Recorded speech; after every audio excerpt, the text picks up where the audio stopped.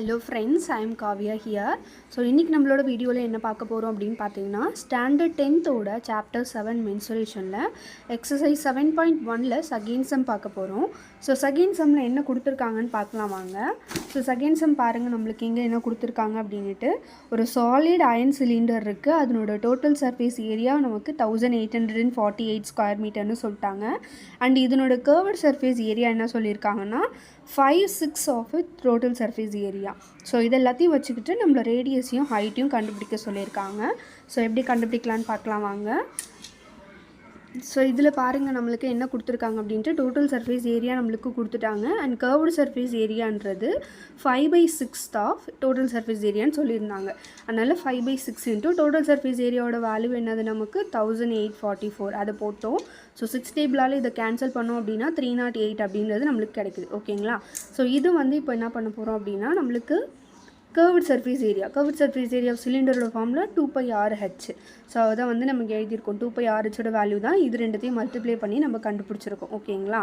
So இப்போ next நம்மளுக்கு total surface area சிலிண்டரோட value தானே கொடுத்துருக்காங்க. ஸோ அதனோட ஃபார்மில் நம்ம எழுதி சப்ஸ்டியூட் பண்ணலாம் வாங்க. ஸோ ஃபஸ்ட்டு இதை வந்து இது கூடயும் மல்டிப்ளை பண்ணிக்கோங்க.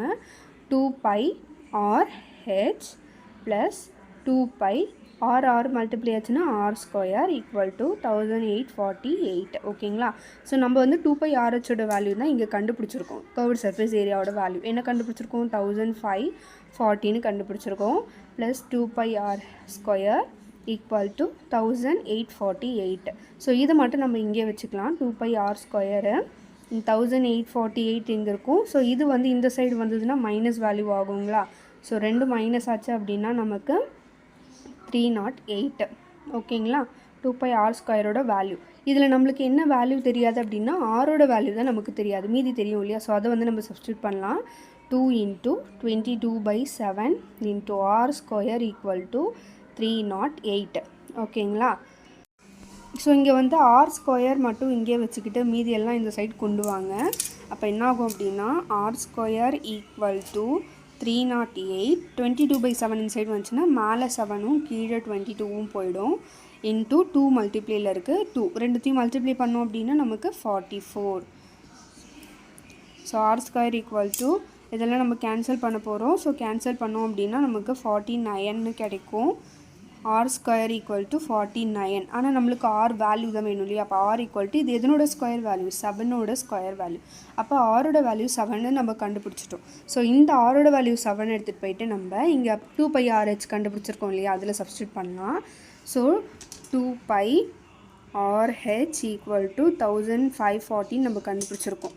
ஸோ 2 × 22/7 இன்ட்டு ஆரோட வேல்யூ நம்ம இப்போ கண்டுபிடிச்சோம் இல்லையா? 7 கண்டுபிடிச்சிருக்கோம். ஸோ அந்த 7 இங்கே சப்ஸ்டியூட் பண்ணுங்கள்.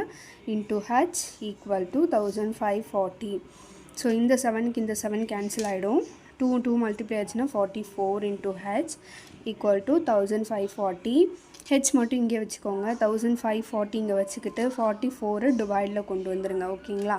ஸோ இதை வந்து நம்ம 11 டேபிளால் அடிக்கலாம். 4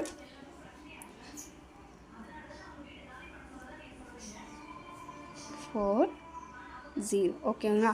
140 திரும்ப 4 டேபிளால் அடித்தோம் அப்படின்னா